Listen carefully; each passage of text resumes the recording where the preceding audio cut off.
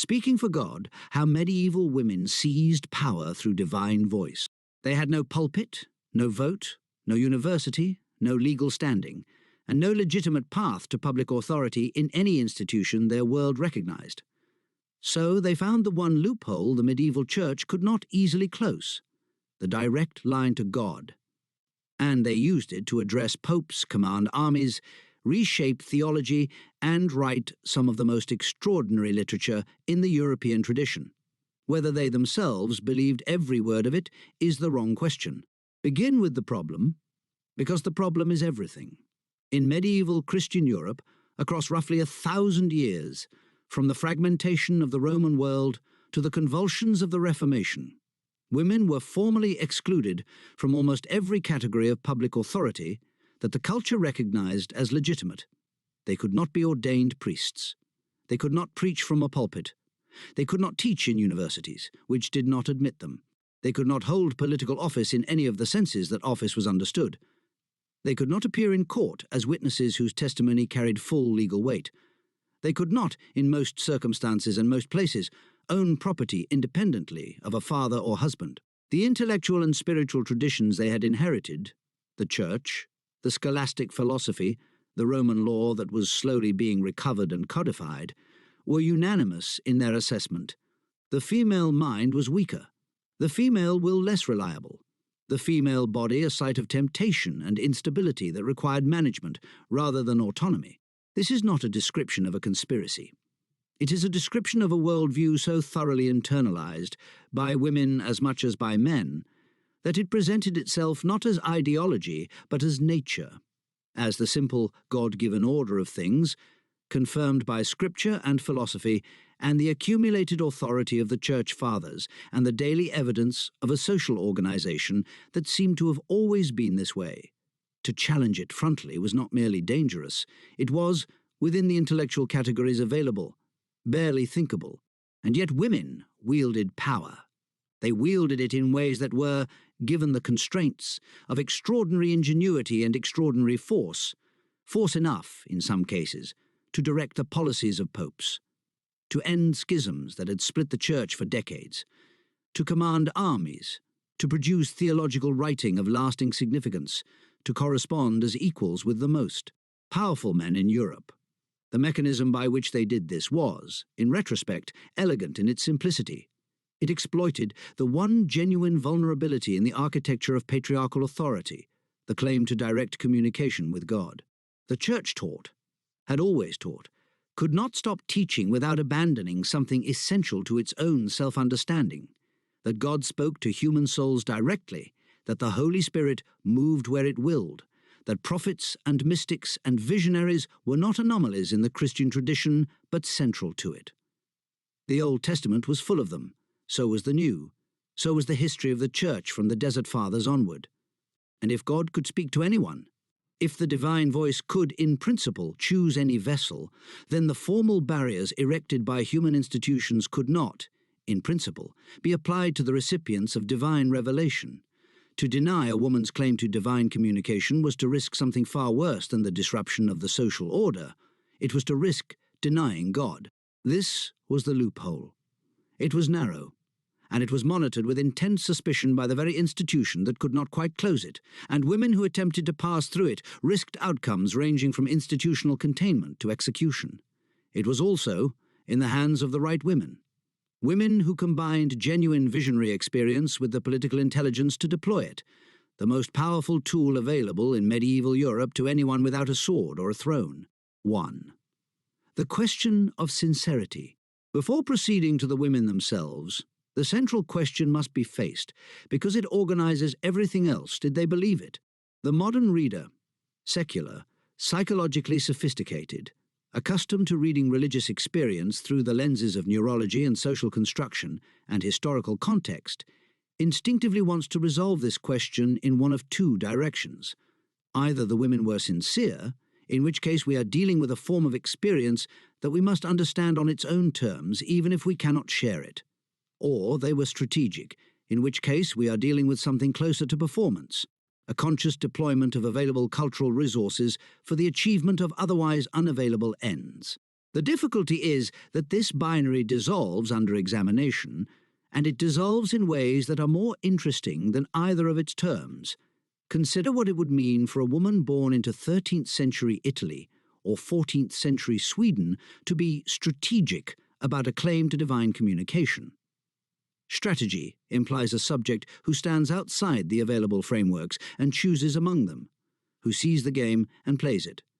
But the women in question were born into a world in which divine communication was not a metaphor but a literal possibility, in which the boundary between the natural and the supernatural was not where we would draw it, in which fasting produced physiological states that were interpreted by the person experiencing them and by everyone around her, not as altered consciousness but as proximity to God.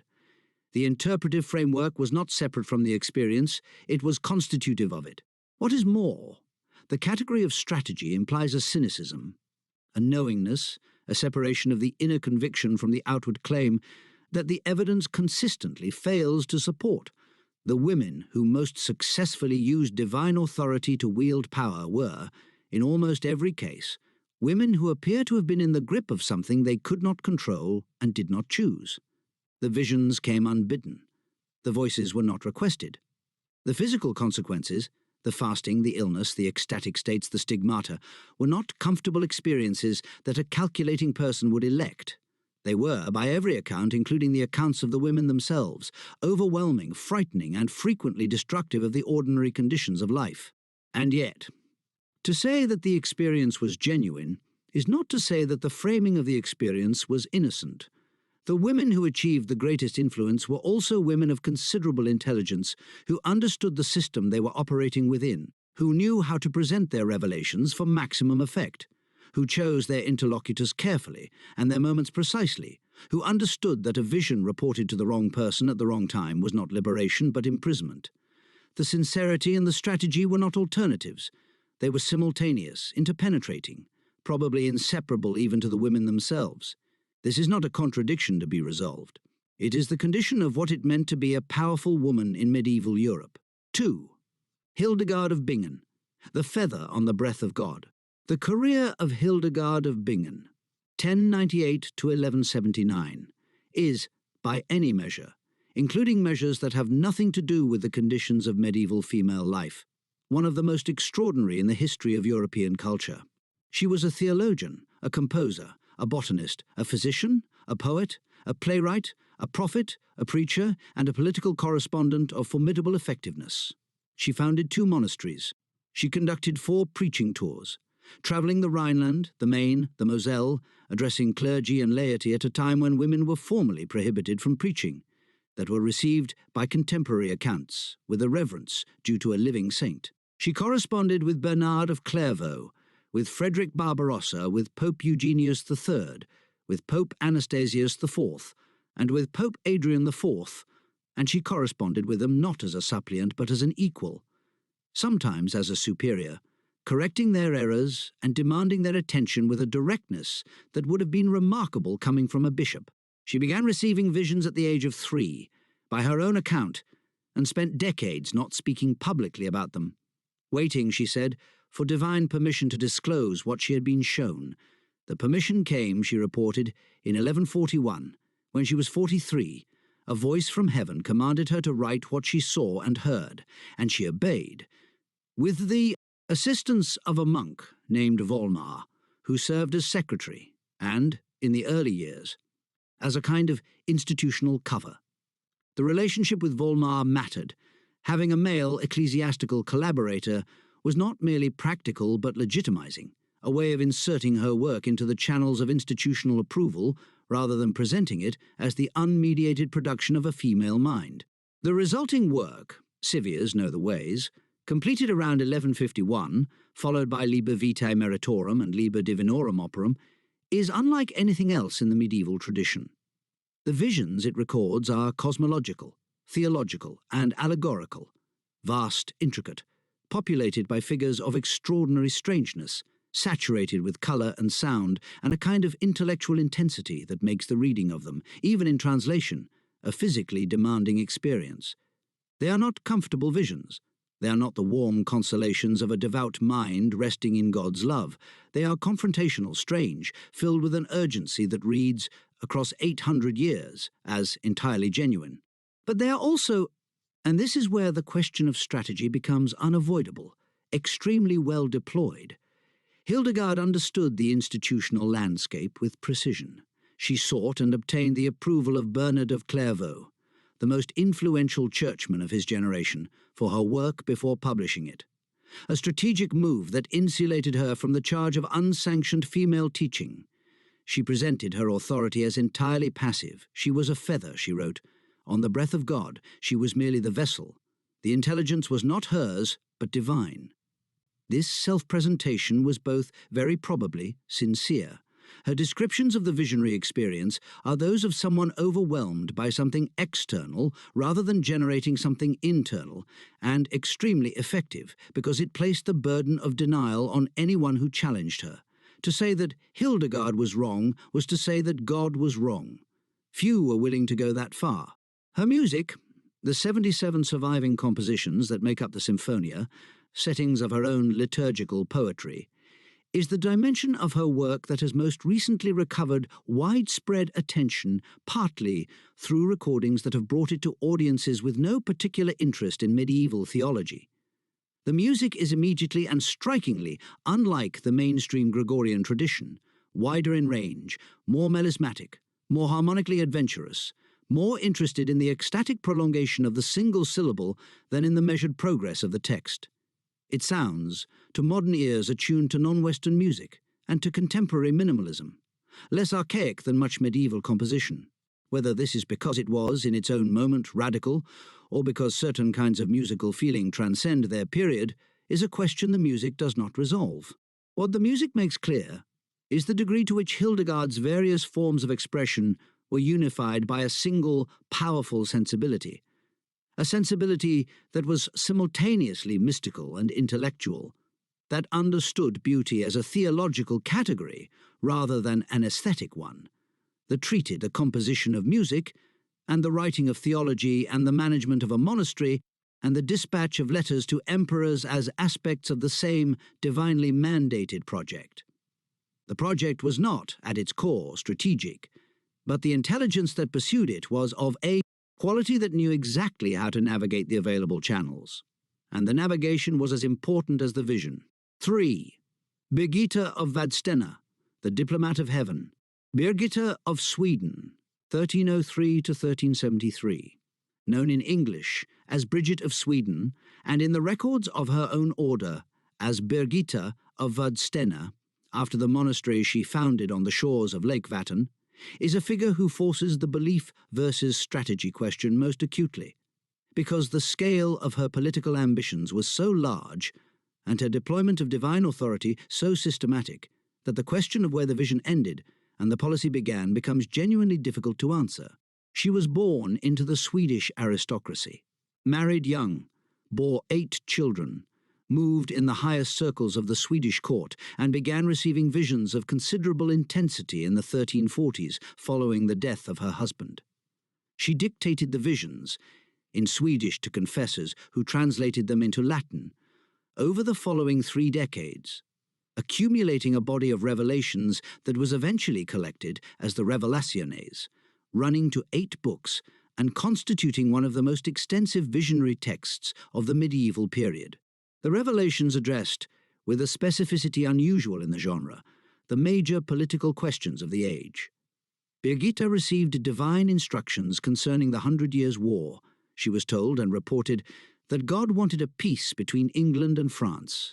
She received divine instructions concerning the Avignon papacy. She was told emphatically and repeatedly that the papacy must return to Rome from its French captivity, a position she communicated to successive popes with a directness that ranged from urgent request to something resembling divine ultimatum. She received divine instructions concerning the reform of the Church, the conduct of crusades, the behavior of specific monarchs, and the validity of specific political marriages. The instructions are, read with a cold eye, almost perfectly aligned with the political positions that a woman of Birgitta's background and connections would have held independent of any divine intervention. She was Swedish, and the Swedish church and aristocracy wanted a papacy less dominated by French interests. She was pious in the tradition of 14th century effective mysticism, and that tradition was genuinely concerned with church reform. She had personal connections, through pilgrimage, through the networks of aristocratic female piety, to the reforming currents in Italian religious life. Her visions were not fabricated to match her politics, but her visions and her politics were produced by the same mind, shaped by the same formation, responsive to the same pressures, the question of which caused, which is, finally, unanswerable. What is answerable is the question of effectiveness. Birgitta lobbied, petitioned, cajoled and threatened popes over the course of decades. Pope Gregory XI returned the papacy to Rome in 1377, 4 years after Birgitta's death, an event she had predicted and demanded and prayed for across the entirety of her adult life. That the return happened for multiple reasons, of which her campaign was only one, does not diminish the fact of the campaign or the seriousness with which it was taken. Popes read her letters. They received her in audience. They treated her not as a troublesome mystic to be managed, but as a correspondent whose communications required careful response, because to dismiss her was to dismiss what she claimed to be transmitting, and to dismiss that required a confidence in one's own divine standing that few 13th century popes were willing to assume. She is also the foundress of the Brigittine order, a double monastery housing both nuns and monks under the authority of the abbess, a structural arrangement that placed women at the institutional head of a mixed religious community, the theological justification for which was, naturally, divine command. God had told Birgitta exactly how the order was to be organized. The organization happened to place women in charge. 4. Catherine of Siena, the mystic who ran a diplomatic operation. Catherine of Siena, 1347 to 1380, died at 33, having lived long enough to conduct one of the most remarkable political careers of the 14th century, a career conducted entirely through letters and through the authority of a visionary reputation so thoroughly established that she could address sitting popes with the tenderness and directness of a parent addressing a wayward child. She was the 24th of 25 children of a Sienese dyer, and she grew up in the dense, intensely pious atmosphere of late medieval Italian urban life, in which the performance of lay piety was deeply integrated with the social fabric of the city.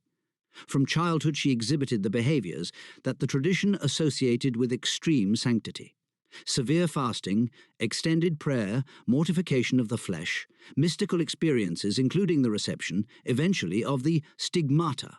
By her early 20s, she had gathered around her a group of disciples, men and women, some of considerable social standing, who called themselves the Bella Brigata, the Beautiful Brigade, and who functioned, effectively, as a secretariat and a network of correspondence. The letters Catherine dictated. She learned to write, it is believed, late in her short life, and most of the approximately 380 surviving letters were dictated to members of the Bella Brigata, are among the most extraordinary documents of the medieval period. They are addressed to popes, to cardinals, to the leaders of the great Italian city-states, to mercenary captains, to queens, to prisoners awaiting execution, to men and women in spiritual difficulty. They cover matters of high politics and matters of intimate pastoral care, often in the same letter, with a voice that is simultaneously maternal and prophetic, tender and demanding, suffused with the specific imagery of her visionary experience, the blood of Christ, the Selov, self-knowledge, the sea of divine peace, and utterly unafraid of the power of those she is addressing. The letter she wrote to Pope Gregory XI, urging him to return the papacy to Rome, is the most famous, and it is worth quoting at some length, not for the argument, but for the tone. "I tell you, sweet Christ on earth," she addressed him, "sweet Christ on earth," to the Pope, "on behalf of Christ in heaven, that you come and resist the foes of Holy Church, be manly in my sight, and not timid." The audacity of this, the directness, the command, addressed to the Vicar of Christ himself, was possible only because Catherine had established, beyond serious challenge, that the commands were not hers. She was transmitting. The words were God's. She was merely the vessel. Whether she believed this, whether in the moments of dictation she experienced the words as genuinely coming from somewhere outside herself, is a question her writings return to repeatedly and never quite resolve. She describes the experience of vision with great precision: the withdrawal of the senses, the filling of the interior with light, the reception of what she insists she could not have produced herself. The insistence is, paradoxically, itself evidence of a mind acutely aware of the accusation of self-fabrication, carefully building the institutional case for the authenticity of the experience. Authentic visionaries were careful about this. They knew the dangers of the charge of illusion, and they knew that the defense against it required not merely sincerity, but a certain forensic self-awareness, an ability to describe the phenomenology of vision in terms that the tradition recognized and approved. She was canonized in 1461. She was declared a doctor of the Church, one of only 4 women ever to receive this designation, the others being Teresa of Avila, Therese of Lisieux, and Hildegard of Bingen in 1970. The designation of doctor means, within Catholic teaching, that her writings are authoritative guides to Christian truth.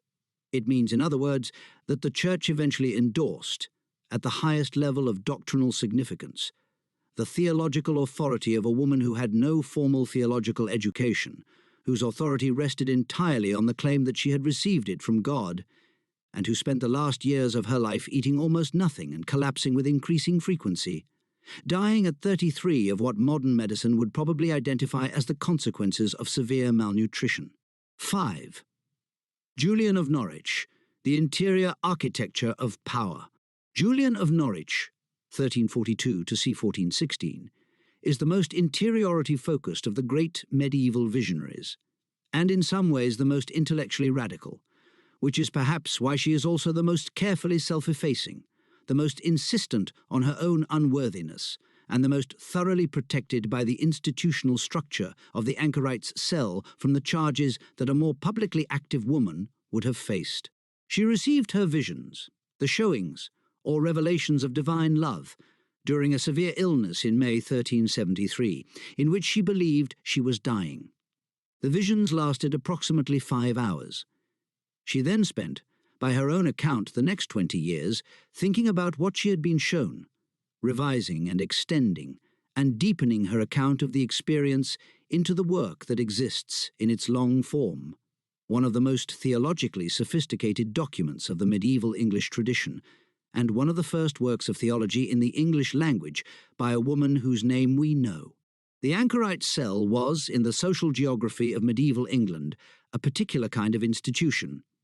The anchorite, usually a woman, though not exclusively, was enclosed in a small room attached to a church, sealed in by a ceremony that resembled the funeral rite, committed to a life of prayer and contemplation that was formally and permanently separated from the social world.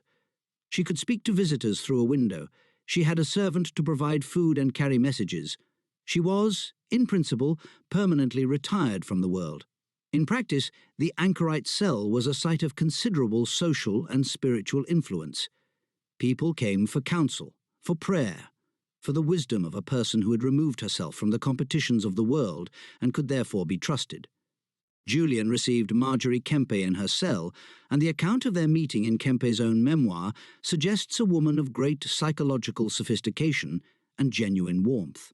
The Revelations contain the passage for which Julian is most universally known: "All shall be well, and all shall be well, and all manner of things shall be well," which has been extracted and distributed across mugs and greetings cards and inspirational Instagram accounts in ways that strip it of the context that makes it radical rather than merely consoling. The context is a theological problem so serious that Julian returns to it repeatedly across the long text without entirely resolving it. If God is all good and all-powerful, and if sin exists, and if the consequence of sin is damnation, how can all be well? She cannot deny sin. She cannot deny damnation. She has been shown, in the visions, a God whose love is so comprehensive and so tender that the existence of damnation seems to contradict it. She does not resolve the contradiction. She holds it, with extraordinary intellectual honesty, and reports that she was told, by the voice in the vision, that all shall be well without being told how. The trust is the point. The not knowing is the point. This is not a comfortable theology. It is a theology that is willing to leave the hardest question open rather than closing it with a formula that is inadequate to the experience. That a woman in a cell in 14th century Norwich arrived at this position, that she refused the available resolutions and stayed with the difficulty, is a remarkable fact about both Julian and the tradition of female mysticism that her cell represented. The cell was not a retreat from thinking. It was the condition that made thinking possible. 6. Marjorie Kempe, the mystic who would not be quiet. If Julian represents divine authority deployed with maximum discretion, Marjorie Kempe, c. 1373 to c. 1438, represents it deployed with maximum noise, and the contrast between the two women who met at least once and who represent opposite ends of a spectrum of visionary self-presentation illuminates what was possible within the tradition and what was not. Kempe was a Norfolk businesswoman. She ran a brewery, then a milling operation, both unsuccessfully, who experienced a conversion following a mental breakdown after the birth of her first child, and who subsequently embarked on a career as a travelling mystic that brought her into conflict with ecclesiastical authority in England, on pilgrimage to Jerusalem and Rome and Santiago de Compostela, into the presence of the Archbishop of Canterbury, and eventually to the peculiar distinction of having produced what is generally considered the first autobiography in the English language. The book of Marjorie Kempe was dictated. She was probably illiterate to 2 scribes in sequence, and it records a life of remarkable eventfulness and remarkable difficulty. Kempe wore white, the colour of virginity, as a married woman and the mother of 14 children, claiming divine authorization for this sartorial declaration. She wept, loudly, publicly, almost continuously, at any reminder of the Passion of Christ, which meant at nearly every church service she attended, a habit that made her enormously disruptive in the environments of communal religious life, and that she showed no inclination to moderate despite repeated requests and occasional threats. She talked back to priests who criticized her.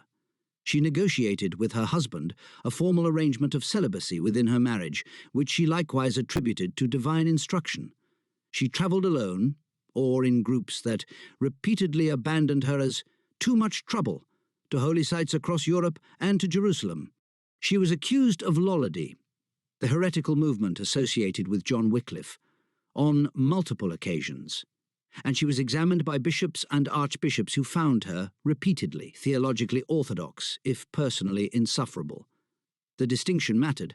Heresy was a capital charge. Being insufferable was merely a social problem. She exploited the distinction with a skill that suggests, whatever her theological sincerity, a very clear understanding of the legal and institutional landscape she was navigating. The question of sincerity in Kempe's case is particularly acute because she is so thoroughly, so constantly, so unapologetically self-centered in the book, so entirely focused on her own spiritual condition, her own visions, her own relationship with Christ, which she describes in the extravagant terms of bridal mysticism, Christ as husband and lover and intimate companion. The modern reader finds it difficult, at moments, to distinguish between genuine religious experience and a very determined form of attention-seeking. But this difficulty may be the wrong difficulty, may reflect a modern psychology of sincerity that does not quite apply to the late medieval context. In a world where the self was understood as the site of divine action, where the most important thing that could happen to a person happened in the interior of the soul, the intense focus on the interior was not narcissism in the modern sense. It was the condition of the vocation.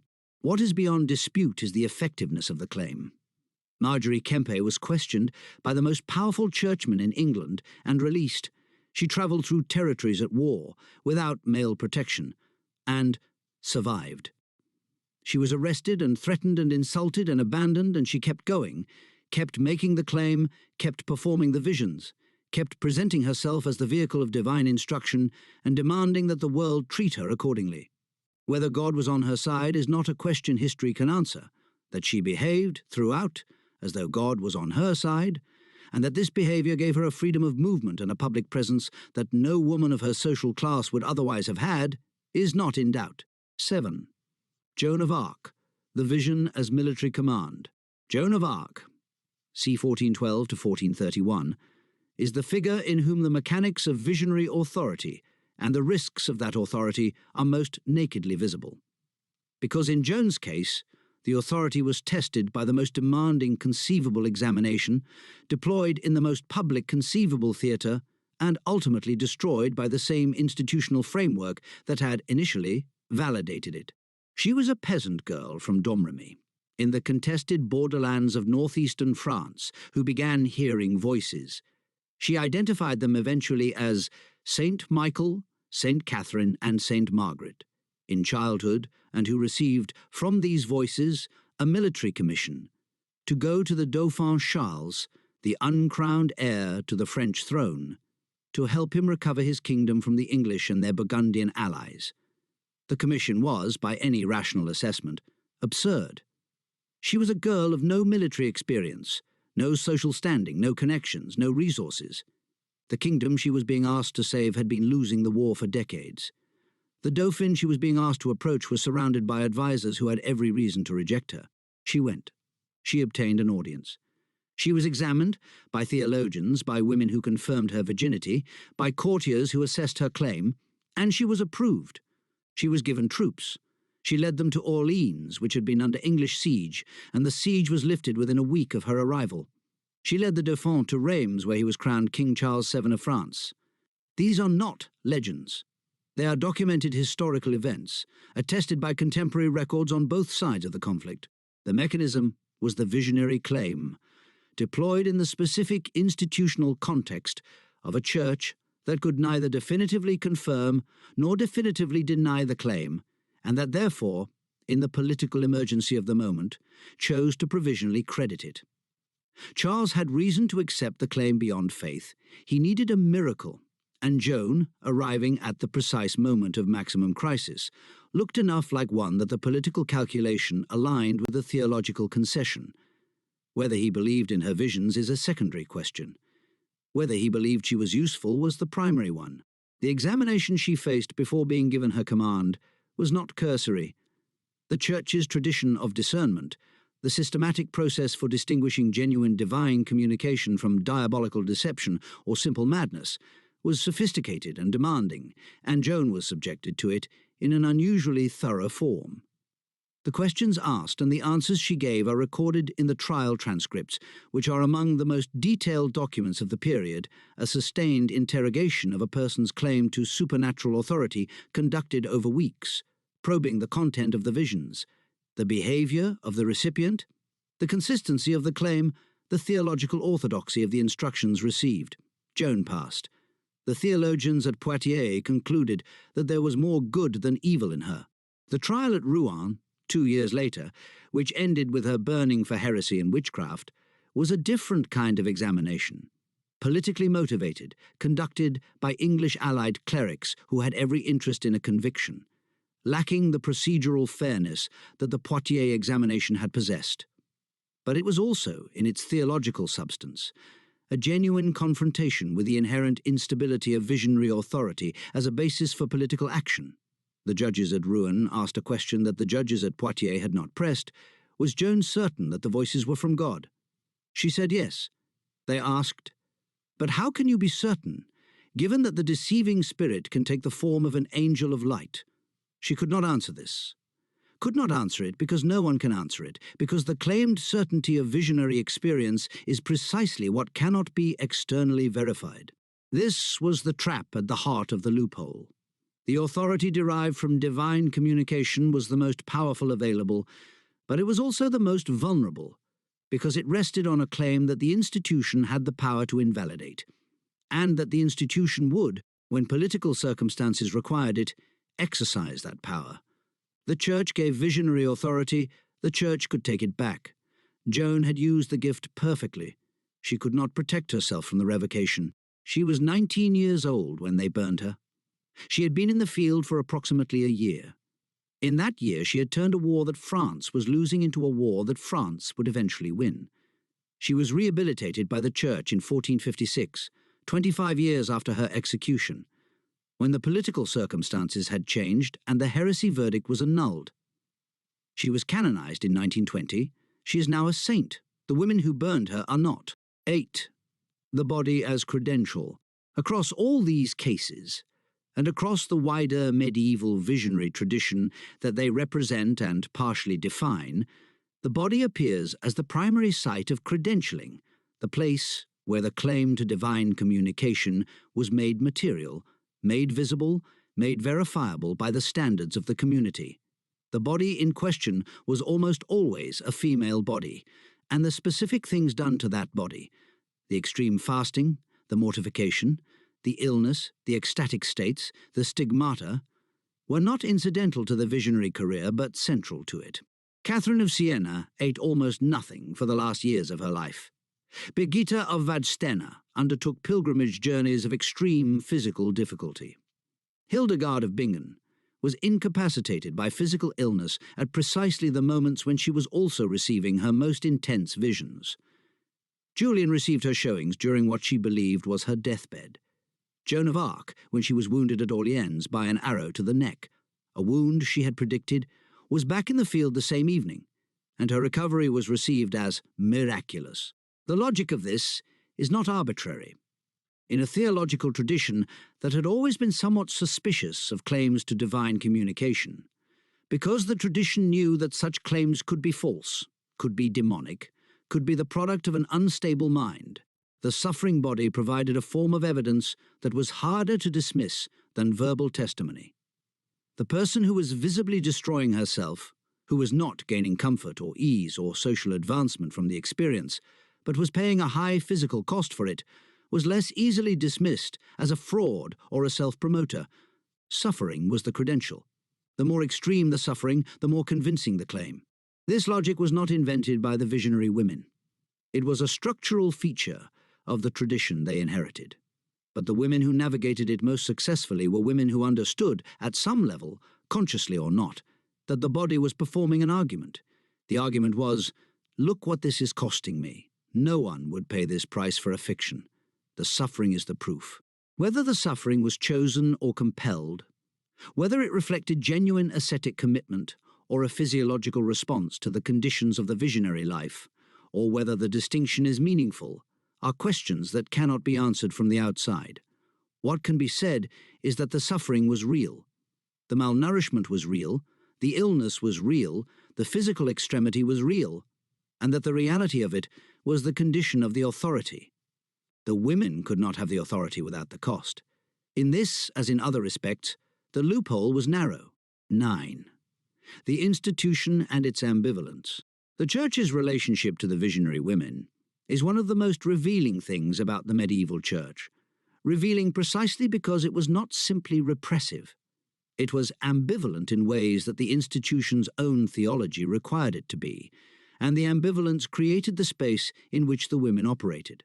The Church could not simply close the loophole, because the loophole was not a legal error but a theological necessity. A Church that categorically denied the possibility of divine communication to women would have had to deny a significant portion of its own history, including some of its most venerated saints. It was instead required to maintain the theoretical possibility of female vision while subjecting every specific claim to examination that was intended to validate the genuine and expose the fraudulent, but that could not, in practice, be applied with anything like consistency, because the criteria for distinguishing genuine from false divine communication were not actually clear, and because the examiners were not neutral, and because the political stakes of validation and invalidation were very high and changed with circumstances. The result was an institution that simultaneously produced and persecuted visionary women, that elevated Hildegard and burned Joan, that canonized Catherine and imprisoned Marjorie, that provided the theological framework within which female authority was possible and the institutional mechanism by which it was controlled. The control was not absolute.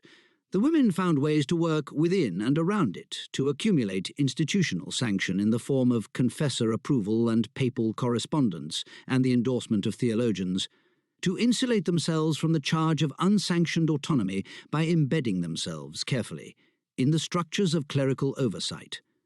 The ones who were most successful were the ones who most thoroughly understood the institution's needs, who gave it what it needed, genuine devotion, theological orthodoxy, the prestige of visible sanctity, while extracting what they needed, the authority to speak, to travel, to address the powerful, to shape events. This was not, finally, a battle between women who wanted freedom and an institution that wanted control. It was a negotiation between parties whose interests, partially overlapped and partially conflicted, conducted in a common language, the language of divine communication, visionary experience, and the discernment of spirits that both sides had strong reasons to maintain. The women needed the institution to validate their authority. The institution needed the women to demonstrate that the Holy Spirit had not abandoned it. The negotiation produced, over several centuries, some of the most remarkable figures in the history of European culture. 10. What they knew and what we miss. The modern tendency, the tendency this essay has been carefully trying to resist, is to read the medieval visionary women as proto-feminists, as women who saw clearly the system that oppressed them and found a clever way around it, who were, in some meaningful sense, on our side. This is a seductive reading and a distorting one. They were not on our side. They were on their own side, which was the side of a specifically medieval, specifically Christian understanding of the world in which divine communication was the most important thing that could happen, and in which the question of whether it was happening to you was the most consequential question you could face. What they knew, what they understood with an intimacy and a precision that most of their male contemporaries did not, was the inside of the system from the position of those who were systematically excluded from it.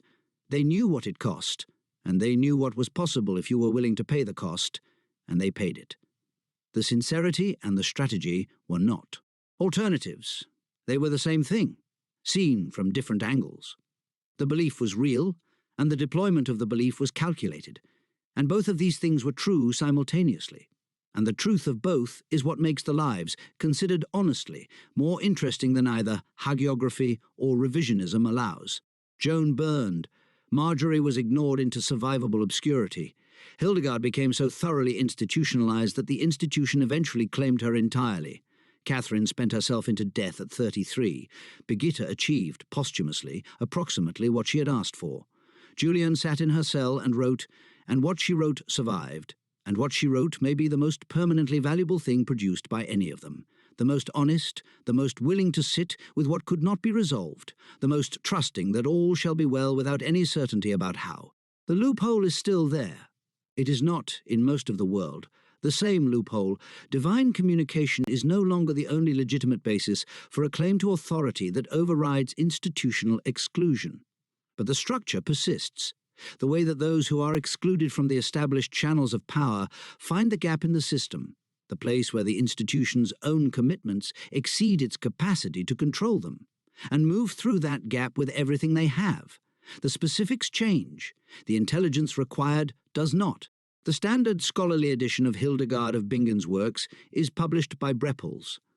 Barbara Newman's Sister of Wisdom, St. Hildegard's Theology of the Feminine, is published by University of California Press. Caroline Walker Bynum's Holy Feast and Holy Fast, The Religious Significance of Food to Medieval Women, is published by University of California Press and is essential reading for the body and fasting material.